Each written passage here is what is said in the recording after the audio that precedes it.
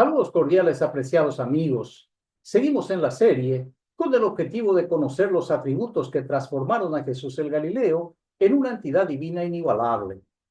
Cada estudio sobre las raíces del cristianismo es presentado con una exégesis neutra e independiente, fuera de toda confesión religiosa y libre de cualquier dogma. Antes de avanzar, debo señalar que según los evangelios sinópticos, Jesús el Galileo fue un judío idealista que pretendía liberar a su pueblo del yugo romano, pero fue capturado y ejecutado por el delito de sedición. Después de su muerte, sus seguidores le otorgaron muchos atributos divinos, y en este estudio veremos que fue declarado un hombre sin pecado.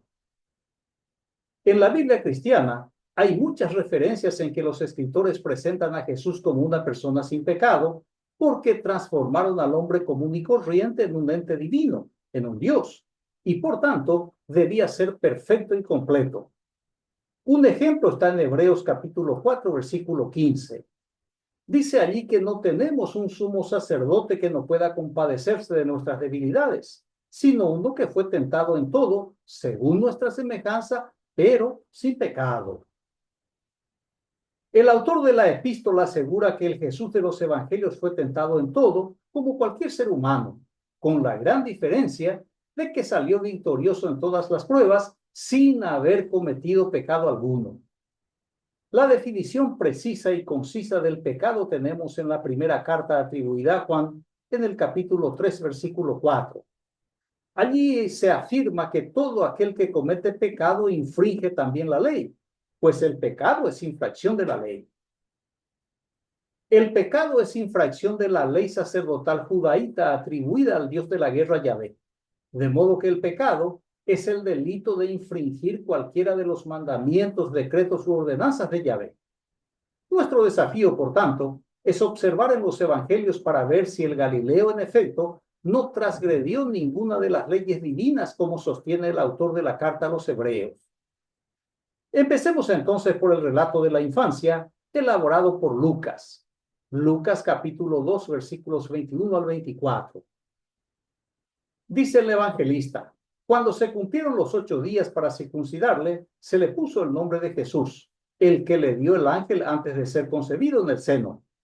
Cuando se cumplieron los días en que debían purificarse, según la ley de Moisés, llevaron a Jesús a Jerusalén para presentarle al Señor. Como está escrito en la ley del Señor, todo varón primogénito será consagrado al Señor, y para ofrecer en sacrificio un par de tórtolas o 2 pichones, conforme a lo que se dice en la ley del Señor. En obediencia al mandato que consta en el libro de Levítico, Jesús fue circuncidado al 8º día, es decir, que recibió la señal del pacto establecido por el régimen sacerdotal judaíta, una práctica importada de Egipto, pero atribuida al Dios Yahvé. Esta señal, además de identificar al Galileo como ciudadano israelita, es la señal de compromiso de obediencia al Dios Yahvé, sometiéndose al liderazgo de su reino de sacerdotes. Y cuando se cumplieron los 33 días establecidos en el libro de Levítico para que María se purifique, llevaron al niño Jesús ya circuncidado para presentarle al Dios Yahvé, quien había determinado en la leyenda del Éxodo que se le consagre todo primogénito, porque cualquiera que abre matriz entre los hijos de Israel, así de los hombres como de los animales, mío es, dice Yahvé. Note que ambos debían purificarse, Jesús y María, madre e hijo. Ambos están inmundos ante los ojos de Yahvé y necesitan ser purificados con un par de tórtolas o 2 pichones ofrecidos en sacrificio al Dios Yahvé, conforme a lo establecido en el libro de Levítico. En el Salmo número 51, verso número 5, en la versión Reina Valera del 60, dice lo siguiente: He aquí en maldad he sido formado y en pecado me concibió mi madre. La versión Biblia Jerusalén Latinoamericana, edición 2007, dice cuanto sigue: Mira que nací culpable, pecador me concibió mi madre. El objetivo de nacer culpable o en estado pecaminoso es puramente económico, porque el ciudadano del pacto trabajará toda su vida para sostener al reino de sacerdote del Dios Yahvé, los administradores de la gracia divina en la empresa religiosa. Por eso en Deuteronomio capítulo 16, versículos 16 y 17, se establece lo siguiente, que ninguno se presentará delante de Jehová con las manos vacías, cada uno con la ofrenda de su mano, conforme a la bendición que Jehová tu Dios te hubiere dado. Perciba el engaño sacerdotal expuesto en el versículo 17, en que al ciudadano del pacto, quien se mata trabajando, se le hace creer que su ganancia o salario le otorgó San Yahvé. Y la modalidad de las manos llenas para Yahvé, o mejor, para su reino de sacerdotes, no solo se establece para las fiestas anuales, sino también en las ofrendas varias, sea de paz o de sacrificio por el pecado, y el sacrificio de animales 3 veces al día, por varios motivos. Y así como la luz del candelabro menorá no debía apagarse, tampoco debía faltar el olor de la grasa quemada en la nariz de Yahvé, la droga que calma la ira del vengativo Dios. Cada generación nace y crece con la creencia de la culpabilidad, y tal es el caso de doña María y su recién nacido Jesús, donde Jesús nace con el estigma de ser un pecador, aunque no haya transgredido ninguna ley por su estado de inocencia, sin la capacidad de razonar ni de tomar decisiones, y sin conocer la ley existente, que ya lo acusa antes de nacer. Así que Jesús, a la luz de la ley de Yahvé, es un pecador, es un transgresor de la norma divina, formado y concebido en pecado, culpable de un delito establecido en la ley judía. El Jesús de los evangelios sinópticos es como cualquier ser humano, y esa característica inherente al hombre está registrado en la epístola a los Hebreos, en el capítulo 5, versículos 7 y 8.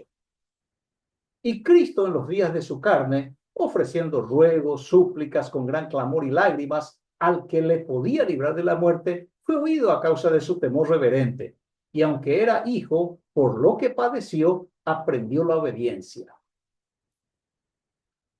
El Cristo, mientras vivía en las páginas de los evangelios, con frecuencia se retiraba a orar a solas para persuadir a Jehová de los ejércitos que le eche la mano en el motín contra Roma y que la victoria marque el inicio de la ilusoria era mesiánica.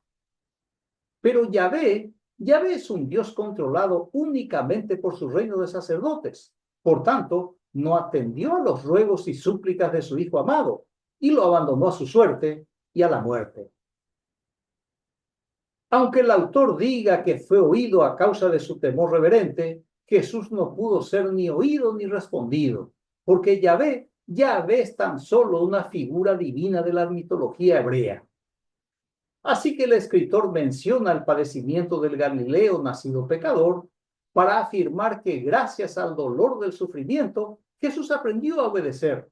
Claro está, a obedecer las leyes vigentes y a las autoridades constituidas.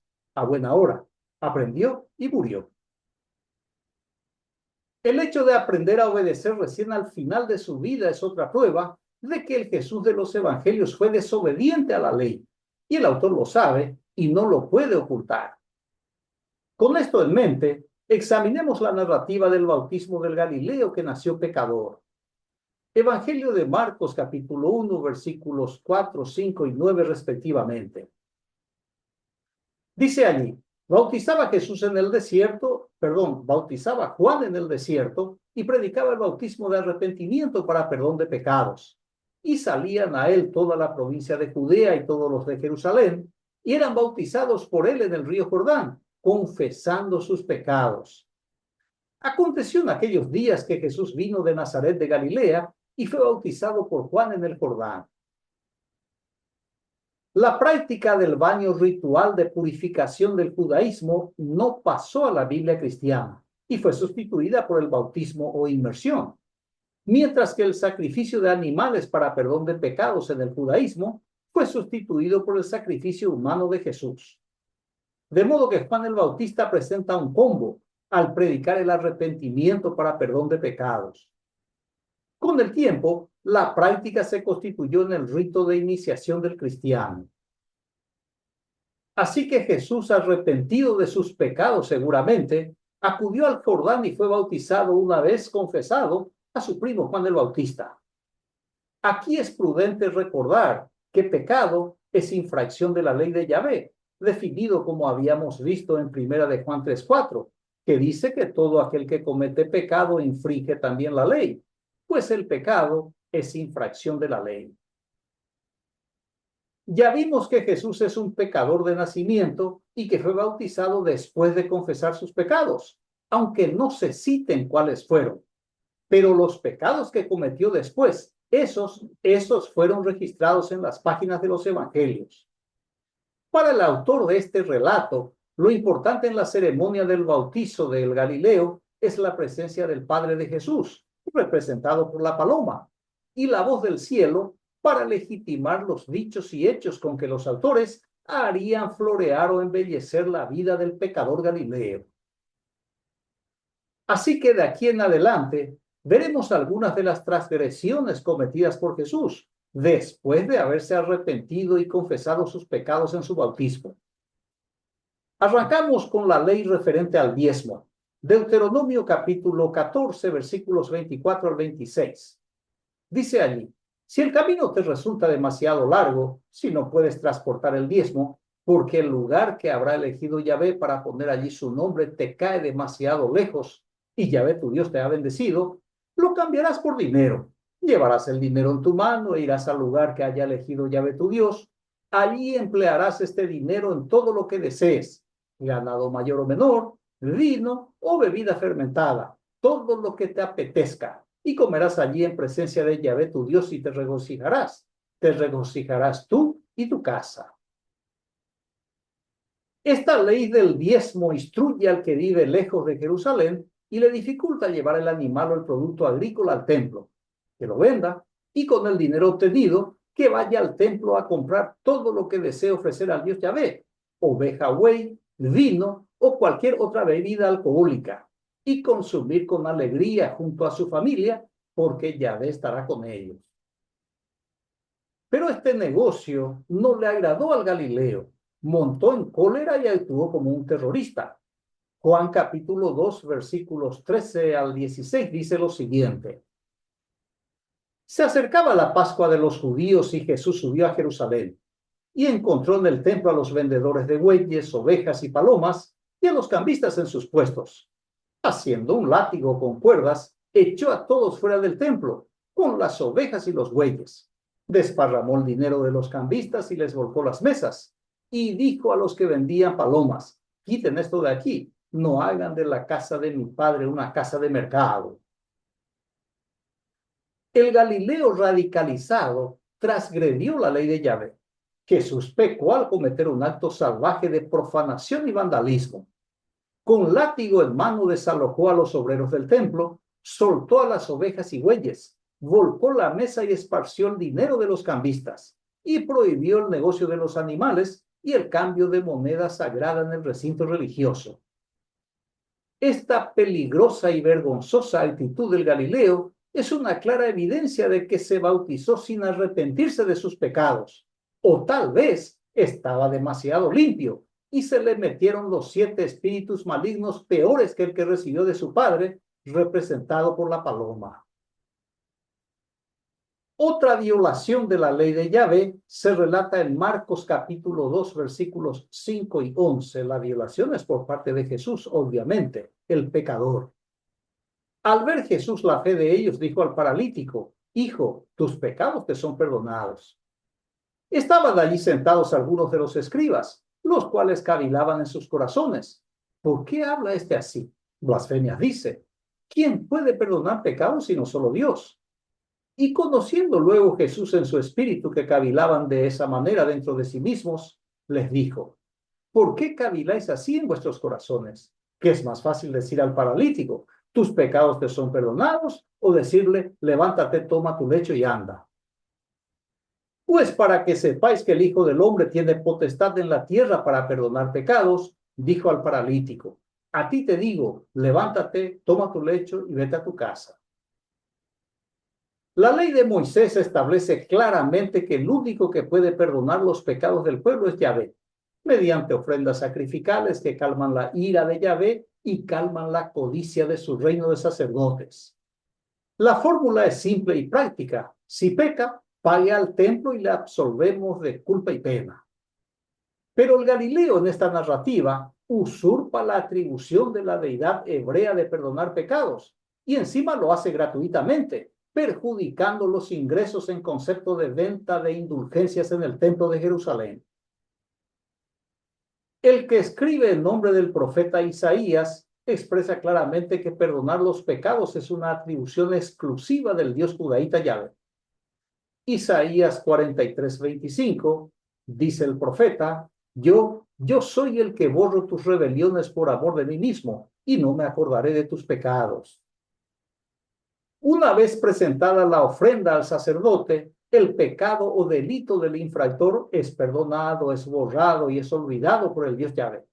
Pero si no paga, el Dios compasivo y perdonador amenaza con perseguir al pecador con diversos tipos de males, hasta la cuarta generación de su descendencia. A Jesús no le importó esta regla y perdonó los pecados del paralítico, actuando como si fuera el Dios de los israelitas. Después de la leyenda de la resurrección, el Galileo ejecutado indujo a sus apóstoles a cometer el mismo pecado. Evangelio de Juan capítulo 20, versículos 22 y 23. Dice allí: y habiendo dicho esto, sopló y les dijo: recibid el Espíritu Santo. A quienes remitiereis los pecados, les son remitidos, y a quienes se los retuviereis, les son retenidos. Al transferir la autoridad para perdonar pecados, Jesús usurpa el lugar del Dios Yahvé, y sus apóstoles ocupan el lugar del reino de sacerdotes judaítas. Note que no se requiere del sacrificio de animales, porque la muerte del Galileo ejecutado, para sus seguidores, fue un sacrificio agradable a la deidad, un sacrificio completo y definitivo. Además, el ritual sacrificial anual para obtener el perdón de los pecados del pueblo también quedó atrás. Levítico capítulo 16, versículos 7 al 10. Allí se instruye que tomará los dos machos cabríos y los presentará ante Yahvé a la entrada de la tienda del encuentro. Echará la suerte sobre los dos machos cabríos, uno para Yahvé y otro para Azazel. Presentará el macho cabrío que haya caído en suerte para Yahvé y lo ofrecerá como sacrificio por el pecado. El macho cabrío que haya caído en suerte para Azazel lo colocará vivo delante de Yahvé para hacer sobre él la expiación y echarlo al desierto para Azazel. Este rito corresponde al día de la expiación o del perdón, el día más sagrado del calendario religioso judío. Sin embargo, el Galileo no solo violó la norma al perdonar pecados y al autorizar a sus apóstoles a hacer lo mismo, sino que la sustituyó por su muerte en la cruz, transformando la ejecución de la pena de su pecado o delito en un sacrificio sustitutivo, en una obra redentora definitiva. Pasemos a otro acto delictuoso cometido por el Galileo, quizá el más grave de todos. Mateo capítulo 26, versículos 27 y 28. Y tomando la copa y habiendo dado gracias, les dio diciendo: bebed de ella todos, porque esto es mi sangre del nuevo pacto, que por muchos es derramada para remisión de los pecados. El Galileo con sus apóstoles celebraron un nuevo pacto entre cuatro paredes. Celebraron una nueva alianza a espaldas del pueblo, lo cual es extremadamente grave y provocativo. Porque este nuevo pacto deja sin efecto la alianza del Dios Yahvé con su pueblo, celebrada en el desierto, según la leyenda fundacional de la nación de Israel en la fase posexílica. La norma divina quebrantada por el pecador Galileo está en Éxodo capítulo 24, versículos 7 y 8. Y tomó Moisés el libro del pacto y lo leyó a oídos del pueblo, el cual dijo: haremos todas las cosas que Jehová ha dicho y obedeceremos.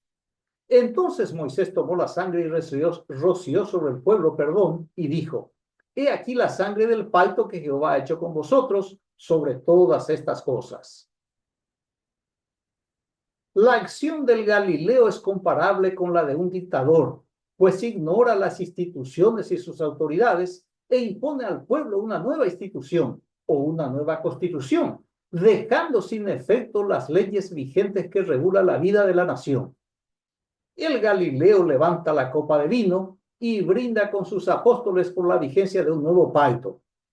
Este acto es considerado una traición a la patria, una traición a sus compatriotas, y esta es la razón por la que Jesús fue rechazado por su propio pueblo hasta nuestros días. Otra ocasión en que Jesús desobedeció la ley atribuida a Yahvé se relata en Marcos capítulo 11, versículos 12 al 14. Dice allí que al día siguiente salieron de Betania, tuvo hambre, y viendo de lejos una higuera que tenía hojas, fue a ver si tal vez hallaba en ella algo. Pero cuando llegó a ella, nada halló sino hojas, pues no era tiempo de higos. Entonces Jesús dijo a la higuera: nunca, jamás coma nadie fruto de ti. Y lo oyeron sus discípulos. El Galileo amaneció con hambre y era una excelente oportunidad para multiplicar los panes y los peces. Pero no, a él se le antojó comer higos. Así que se dirigió a la primera planta que vio y al no encontrar ningún fruto se encolerizó, perdió los estribos y maldijo al árbol. El evangelista aclara que no era tiempo de higos y Jesús, cargado de sabiduría, no lo sabía. Y al desquitarse con una planta, se comportó como un ser desprovisto de racionalidad. La ley de Yahvé que transgredió Jesús con su actitud descontrolada y vengativa está en Deuteronomio capítulo 20, versículos 19 y 20. Dice allí cuanto sigue: si para tomar ustedes una ciudad tienen que sitiarla por mucho tiempo, no derriben sus árboles a golpe de hacha, pues necesitarán sus frutos como alimento.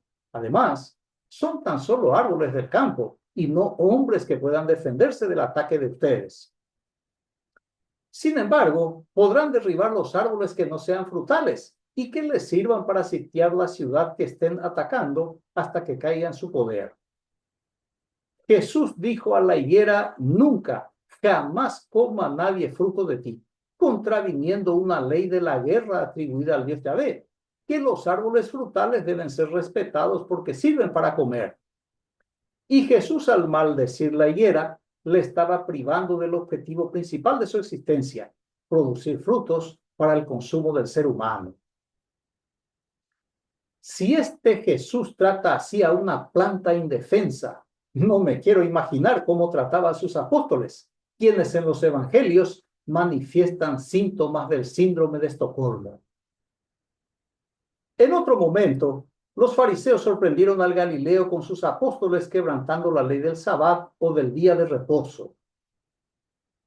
Marcos capítulo 2, versículos 23, 24 y el 27 y 28 respectivamente. Y sucedió que un sábado cruzaba Jesús por los sembrados y sus discípulos empezaron a abrir camino arrancando espigas. Le decían los fariseos: mira, ¿por qué hacen en sábado lo que no es lícito? Y les dijo: el sábado ha sido instituido para el hombre y no el hombre para el sábado. De suerte que el Hijo del Hombre también es Señor del sábado. En los evangelios Jesús es un hombre conflictivo, cubierto con el manto de la religiosidad. A cada paso provoca a las autoridades desafiando las leyes y las costumbres judías. En esta escena ambientada en el día de reposo, los apóstoles con Jesús a la cabeza abren camino en un sembrado y avanzan arrancando espigas. Los maestros de la ley, a quienes los evangelistas les ponen a seguir a Jesús para ver qué hace y qué dice, preguntan al cabecilla del grupo por qué hacen en sábado lo que no es lícito. Por voluntad del autor del relato, Jesús saca pecho y suelta una interpretación libre de la ley, una versión adulterada de la ortodoxia judaíta, que el sábado ha sido instituido para el hombre y no el hombre para el sábado. Para legitimar su postulado, Jesús, como si fuese un Dios, afirma que el Hijo del Hombre también es Señor o dueño del sábado. Sin embargo, sobre este punto, la ley establece que el día de reposo es para el Dios Yahvé, según Éxodo capítulo 20, versículos 8 al 10. Allí establece: acuérdate del día de reposo para santificarlo. 6 días trabajarás y harás toda tu obra, mas el séptimo día es reposo para Jehová tu Dios. No hagas en él obra alguna, tú, ni tu hijo, ni tu hija, ni tu siervo, ni tu criada, ni tu bestia, ni tu extranjero que está dentro de tus puertas. El día de reposo estaba destinado para el estudio de la ley, de las tradiciones religiosas y las responsabilidades de los ciudadanos del pacto. Los hombres serán adoctrinados en las sinagogas por los maestros de la ley, y las mujeres con los niños serán enseñados en sus hogares a cargo de la madre o de la abuela. El objetivo de esa actividad era cautivar la mente del pueblo con la propaganda religiosa judaíta, que es el pueblo elegido por una deidad, que vendría un Mesías descendiente de David para gobernar a las naciones, que impondrían al mundo la ley de Yahvé y que serían una luz para las naciones. De modo que el sábado fue creado para alienar al pueblo con la nueva creencia de origen persa, creencia que es la base del judaísmo, porque dichas creencias del profeta Zaratustra fueron traídas de Persia por los sacerdotes judaítas que regresaron del cautiverio. El propósito del sábado es mantener al pueblo cautivo con la doctrina sacerdotal, igual que la escuela bíblica dominical de nuestros días, que no es una escuela de enseñanza bíblica, sino una escuela puramente doctrinal que enseña la doctrina de la organización. Otra circunstancia en que Jesús cometió pecado al violar otra ley de Yahvé se relata en el Evangelio de Marcos capítulo 9, versículos 2 al 4. 6 días después, Jesús tomó a Pedro, Jacobo y a Juan y los llevó aparte solos a un monte alto y se transfiguró delante de ellos. Y sus vestidos se volvieron resplandecientes, muy blancos como la nieve, tanto que ningún lavador en la tierra los puede hacer tan blancos. Y les apareció Elías con Moisés, que hablaban con Jesús. En este alto entran en escena dos personajes de la leyenda hebrea que desaparecieron. Elías, que fue abducido por la carroza de fuego de Helios, el dios sol de la mitología griega, que viajaba en un carruaje tirado por 4 caballos que escupían fuego. Los sacerdotes judaítas le arrancaron del carro al dios Helios y le entregaron las riendas al dios Yahvé para que se llevara al profeta Elías. El otro personaje legendario es Moisés, el mediador de la alianza entre Yahvé y la Israel del posexilio, quien falleció y fue sepultado en territorio moabita. Deuteronomio 34, versículos 5 y 6, dice que murió allí Moisés, siervo de Jehová, en la tierra de Moab, conforme al dicho de Jehová, y lo enterró en el valle, en la tierra de Moab, enfrente a Bet-peor, y ninguno conoce el lugar de su sepultura hasta hoy. Dicho sea de paso, el milagro no es la aparición de las figuras legendarias, sino que fueran reconocidas por Pedro, por Jesús, por Jacobo y por Juan, en una época en que no existía la fotografía. En cualquier caso, el delito o pecado cometido por Jesús fue en contra de la ley establecida en el libro de Levítico, en Levítico capítulo 20, versículo 27. Allí establece que el hombre o la mujer que evocare espíritus de muertos o se entregara a la adivinación ha de morir. Serán apedreados, su sangre será sobre ellos. El Galileo no fue ejecutado de esta manera simplemente porque el autor de Marcos tenía otro final para el héroe romano vestido de judío. Por eso el autor Galileo en los evangelios transgrede la ley de Yahvé sin ningún temor ni pudor, porque es un personaje cuyo guión fue establecido por el vencedor de la guerra judía, el Imperio Romano. Así que el escritor es quien decide la causa, la forma y el tiempo en que el Galileo muere. Por tratarse solo de un actor, Jesús era imparable. Seguía pecando contra la ley de Yahvé sin que nadie pudiera frenarlo, de modo que desafiaba a todos diciendo en Juan 8, 45 y 46, ¿quién de ustedes puede probar que soy pecador? Repito, ¿quién de ustedes puede probar que soy pecador? Estimado Jesús, justamente eso es lo que estamos haciendo, probar y comprobar que eres pecador de nacimiento, pecador durante tu ministerio. Y ahora examinaremos el mayor de tus pecados, el delito que te condujo a la muerte. Mateo capítulo 21, versículos 1 y 2, se relata que cuando Jesús nació en Belén de Judea en días del rey Herodes, vinieron del oriente a Jerusalén unos magos diciendo: ¿Dónde está el rey de los judíos que ha nacido? Porque su estrella hemos visto en el oriente y venimos a adorarle. Con esta información se presenta al héroe nacional anunciado por un ángel y engendrado por una paloma, según la mitología cristiana.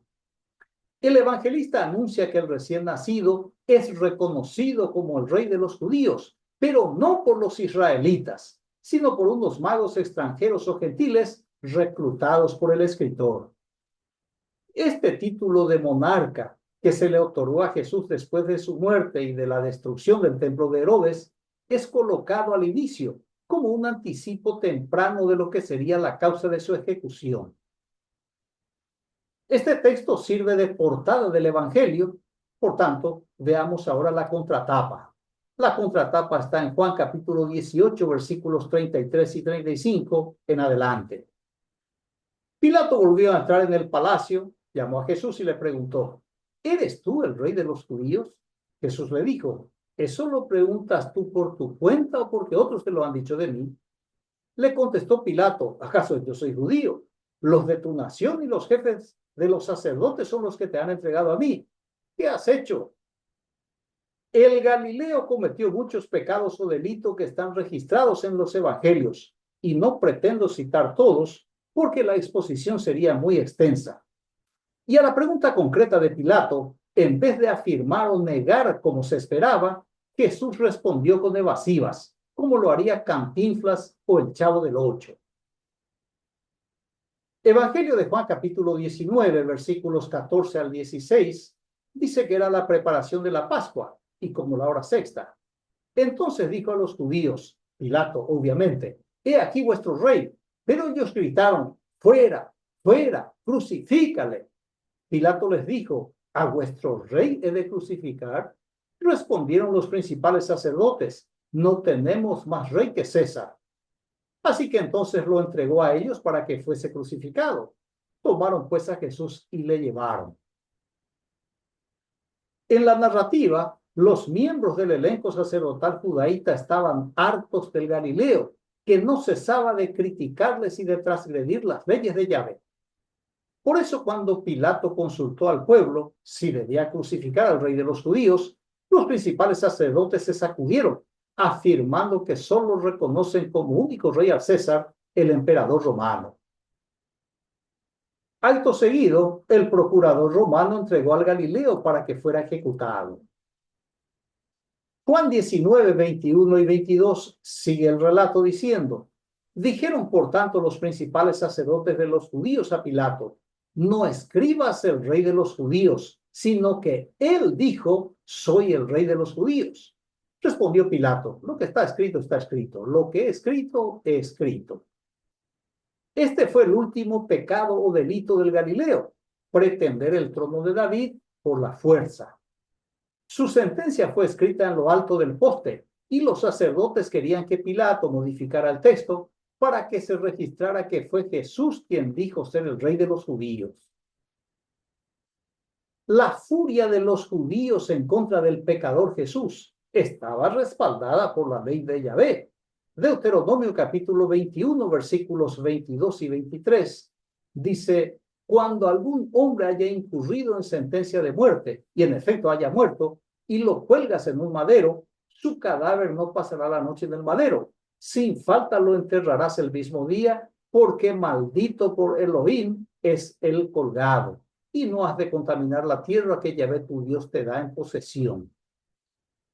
Según esta norma, el sentenciado a muerte que es colgado del madero o de un árbol está bajo la maldición del Dios Yahvé. Así que lo dejaron solo al Galileo. Le dejaron solo sus apóstoles, sus discípulos, sus seguidores y todos los que se beneficiaron de su arte curativa y exorcista. Y también fue abandonado por el Dios Yahvé. Muy bien, hemos comprobado que Jesús nació pecador y murió en la misma condición. Pero sus seguidores, después de su muerte, aseguraron que nunca cometió pecado y que además vivió apartado de los pecadores. Hebreos 7:26 dice lo siguiente: porque tal sumo sacerdote, nos convenía santo, inocente, sin mancha, apartado de los pecadores y hecho más sublime que los cielos. Ya comprobamos que el Galileo ni era santo ni inocente y que estaba manchado por el pecado desde la cuna hasta la tumba. Nos queda, por tanto, verificar si realmente andaba apartado de los pecadores. Lucas capítulo 7, versículo 34, quien habla es el mismo Jesús diciendo: vino el Hijo del Hombre que come y bebe y decís, este es un hombre comilón y bebedor de vino, amigo de publicanos y de pecadores. Jesús admite ser amigo de publicanos y pecadores y que es un glotón y alcohólico. Eso concuerda con su primer milagro de convertir agua en vino, como el dios Baco o Dioniso. Evangelio de Juan capítulo 2, versículos 7 al 10, les dice Jesús: llenen las tinajas de agua, y las llenaron hasta arriba. Sáquenlo ahora, les dice, y llévenlo al mayordomo. Ellos lo llevaron. Cuando el mayordomo probó el agua convertida en vino, como ignoraba de dónde era, los sirvientes, los que habían sacado el agua, sí que lo sabían. Entonces llama al mayordomo al novio y le dice: todos sirven primero el vino bueno, y cuando ya están bebidos o borrachos, entonces les sirve el inferior. Pero tú has guardado el vino bueno hasta ahora. Jesús era un fiestero asumido y reconocido, y cuando en la boda faltó el lubricante, realizó el milagro para que siguieran bebiendo sin medida. El paladar del Galileo al parecer era fino y produjo un vino exquisito cuya calidad sorprendió al mayordomo. Los invitados ni se habrán enterado, porque con el vino inferior ya habrían perdido la conciencia y habrían perdido también la sensibilidad de las glándulas gustativas. Le comparto a seguir la norma prevista en la ley de Yahvé para los borrachos. Deuteronomio capítulo 21, versículos 18 al 21. Dice allí en la versión ecuménica Dios habla hoy de 1998. Si alguien tiene un hijo desobediente y rebelde, que no hace caso de lo que le dicen sus padres y que ni siquiera cuando lo castigan los obedece, sus padres deberán llevarlo ante el tribunal de los ancianos de la ciudad y decirles: nuestro hijo es desobediente y rebelde, no nos obedece nada, es un pervertido y un borracho. Entonces todos los hombres de la ciudad lo matarán a pedradas. Así acabarán ustedes con la maldad que haya en medio de su pueblo, y al saberlo, los israelitas sentirán temor. Jesús se encaja en este perfil. Fue desobediente a su madre, la despreció públicamente, a tal punto que fueron sus parientes para traerle a su casa, porque decían que estaba fuera de sí, que estaba loco, porque actuaba como un enajenado mental, que se creía un dios y pretendía tumbar al imperio romano. Éxodo capítulo 20, versículo 12, dice el mandamiento: honra a tu padre y a tu madre, para que tus días se alarguen en la tierra que Jehová tu Dios te da. Por no haber honrado a su madre, a su padrastro y a su padre representado por la paloma, Jesús tuvo una vida corta, exactamente como lo había estipulado el Dios de Yahvé. Para terminar el estudio, veamos qué piensa el apóstol Pablo sobre la conducta del Galileo Beodo. Primera Corintios capítulo 6, versículos 9 y 10. Dice lo siguiente: ¿no saben acaso que los injustos no heredarán el reino de Dios? No se engañen, ni impuros ni borrachos heredarán el reino de Dios. Según la ley de Pablo, el Jesús de los evangelios debe estar ardiendo del infierno. Para Pablo, el Galileo no puede entrar en el reino de los cielos. Y precisamente por esa conducta notoriamente pecadora del Galileo, el apóstol creó la figura idealizada de su Cristo, cuya imagen es mucho más deseable que el Jesús de los evangelios. Muy bien, concluyo la exposición con la afirmación del filósofo alemán Nietzsche: las convicciones son más peligrosos enemigos de la verdad que las mentiras. Agradezco su amable atención. Reciba un fraterno abrazo y hasta el próximo estudio. Gracias.